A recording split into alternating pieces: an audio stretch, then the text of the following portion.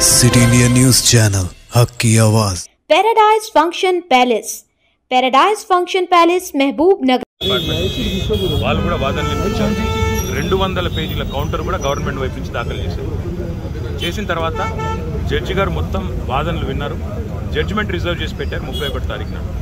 నేను ఏసీబీని ఏం కోరుతా ఉన్నానంటే, అదేవిధంగా గవర్నమెంట్ ఏం కోరుతా ఉన్నానంటే, జడ్జి గారు రిజర్వ్ చేసి పెట్టిన తర్వాత తీర్పుని మనం వెంటనే తొందరపడి, నేను ఎక్కడికి పోయేది లేదు, ఎక్కడికి తప్పించుకునేది లేదు, తొందరపడి మీరు అనవసరంగా ఎందుకు ఈ హడావిడి చేస్తున్నారని అడిగాను. ప్లస్ ఇప్పుడు నేను అయినప్పటికీ చట్టాన్ని గౌరవించే పౌరుడిగా, రాజ్యాంగాన్ని గౌరవించే పౌరుడిగా వాళ్ళు పిలిచారు కాబట్టి వచ్చాను. వచ్చి నాకు ఒక లెటర్ ఇచ్చారు, ఇన్ఫర్మేషన్ కావాలి, డాక్యుమెంట్స్ కావాలి. ఏం ఇన్ఫర్మేషన్ కావాలి, ఏం డాక్యుమెంట్స్ కావాలో మాకు తెలియదు, అందుకే అడిగాం. అడిగితే ఇప్పుడేమో వాళ్ళు లేటెస్ట్గా ఏం చెప్తున్నారంటే, మీరు ఒక్కరే రావాలి, లాయర్స్ రాకూడదు.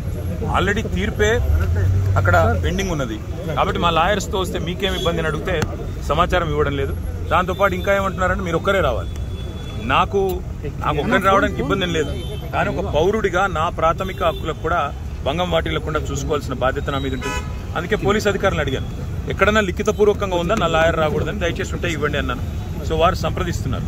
నేను ఇక్కడ కేవలం ఇవాళ ఏసీబీ ఆఫీస్కి వచ్చి మీకు ఏం ఇన్ఫర్మేషన్ కావాలి, ఇప్పుడు నన్ను వాళ్ళు అడుగుతున్న ఇన్ఫర్మేషన్ మొత్తం గవర్నమెంట్ దగ్గరే ఉంది. నేను తీసుకున్న నిర్ణయం ఏదన్నా ఉంటే అది మినిస్టర్గా తీసుకున్నాను, గవర్నమెంట్గా తీసుకున్నాను. అట్లాంటప్పుడు నా దగ్గర ఉన్నదని సమాచారం వారు ఏదైతే అపోహపడుతున్నారో అదంతా మీ దగ్గరనే ఉంది. ఈ వాదన అంతా కూడా నేను ఆల్రెడీ కోర్టులో చెప్పాను.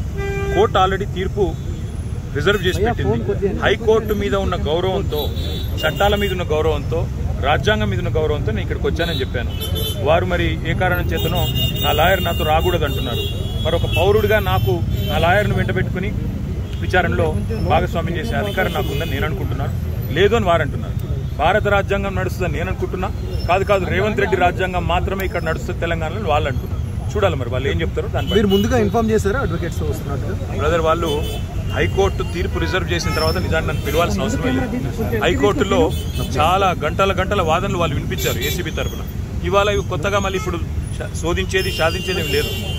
చెప్పాల్సింది కూడా చెప్పకుండా ఇక్కడేదో హడావుడి చేసి నిన్న రైతు భరోసా ఎగ్గొట్టారు కాబట్టి రైతు భరోసా నుంచి తప్పించుకోవడానికి 2 రోజులు మీడియాలో ఈ డ్రామా నడపాలని రేవంత్ రెడ్డి గారు అనుకుంటున్నారు. దీనికి మేము బాధపడం. రేవంత్ రెడ్డి గారు ఏమనుకున్నా 15,000 ఇస్తానని చెప్పి 12,000 ఇచ్చిన విషయము ప్రజలకు గుర్తుంది. మీరు ఎన్ని డ్రామాలు చేసినా మాకు ఇంకో సమాచారం కూడా ఉంది. నేను ఇక్కడికి రాగానే కావాలని కేటీఆర్ ఇంటి మీద రైడ్స్ అని చెప్పి అక్కడ రైడ్లు చేయించాలని ఆలోచన చేస్తా ఉన్నాను.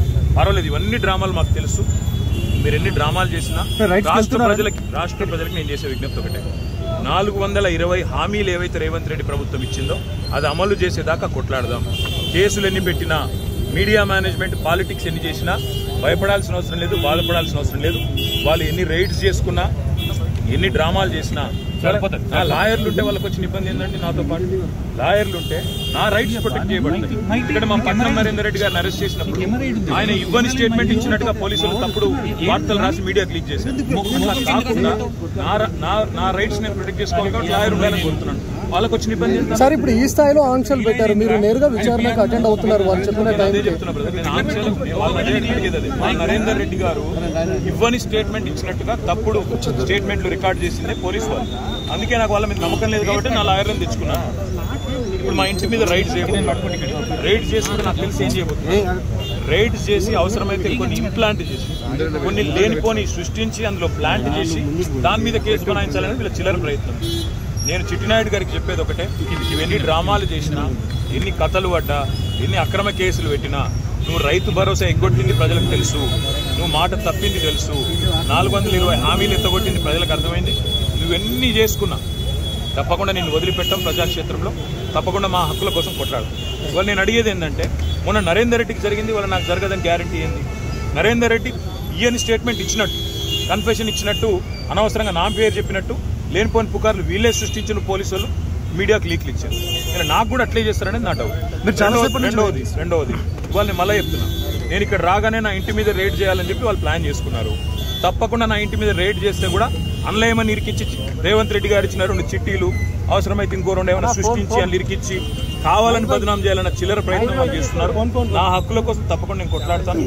న్యాయవాదుల సమక్షంలో ఎంక్వైరీ చేయాలని కోరుతున్నాను. తప్పే చాలా సేపటి నుంచి వెయిట్ చేస్తున్నారు, ఇంకెంతసేపు వెయిట్ చేస్తారు, ఏమని చెప్తున్నారు? 5 నిమిషాలు చూసిన తర్వాత మరి పోలీసులు సహకరించకపోతే నా దారి నేను అంటే ఇప్పటివరకైతే ఏం చెప్పట్లేదు. పోలీసు వాళ్ళు మరి లిఖితపూర్వకంగా ఏం చేయట్లేదు, కానీ వాళ్ళు ఫోన్లు వాళ్ళు ఏదో మాట్లాడుతున్నారు, పైకి రేవంత్ రెడ్డికి మాట్లాడుతున్నారో మరి ఇంకా డీజీపీకి మాట్లాడుతున్నారో ఎవరికి మాట్లాడుతున్నారో తెలియదు.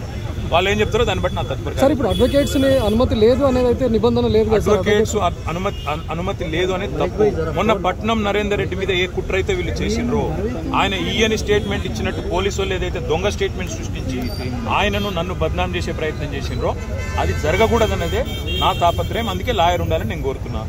లాయర్ ఉంటే వాళ్ళకి అభ్యంతరం ఏందో నాకు అర్థమైతే లేదు. ఏమైనా కానూను ఉందా, చూపెట్టు, కాగితం చూపెట్టు, కాగితం చూపెట్టు. సార్ మీరు క్వశ్చన్ చేస్తే ఏం చెప్తున్నారు సార్? అడ్వకేట్స్ తీసుకొని వెళ్తాను కానీ మా ఇష్టం ఇది. ఇక్కడ భారత రాజ్యాంగం లేదు, అంబేద్కర్ రాసిన రాజ్యాంగం లేదు, అనుమల రేవంత్ రెడ్డి రాసిన రాజ్యాంగం ఉంది. మా ఇష్టం, మా జాగిర్ అంటారు, ఏం చేయాలి?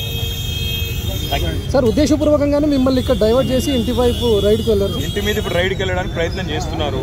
వాళ్ళు రైడ్ చేసి కూడా మన ప్లాంట్ చేస్తారనేది నా అనుమానము. తప్పకుండా చట్టపరంగా న్యాయపరంగానే వర్లేదు. ఆల్రెడీ తీర్పు రిజర్వ్ అయ్యి ఉంది. అయినా ఈ డ్రామా చేయాల్సిన అవసరం ఏముందో పోలీసులకి తెలుసు. ఈవెన్ ఫామ్ హౌస్ కేసులో కూడా ఇంటి దగ్గరకు వచ్చి ఎలాంటి అనుమతులు లేకుండా వచ్చి డ్రామా చేసి అక్కడ ప్లాంట్ చేసి రేవంత్ రెడ్డి ఇచ్చిన కొన్ని ఆడ పత్రాలు పెట్టి లేదా ఇంకోటి పెట్టి కేసులు పెట్టి ఇరికేయాలనేది వాళ్ళ తాపత్రయం. అన్నింటినీ కూడా న్యాయపరంగా ఎదుర్కొంటాం.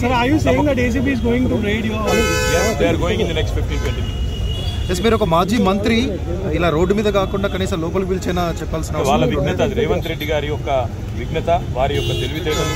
నేను సహకరించడానికి ఇక్కడికి వస్తే నన్ను కనీసం లాయర్ కావాలని నేను కోరేందుకు కారణం ఒకటే.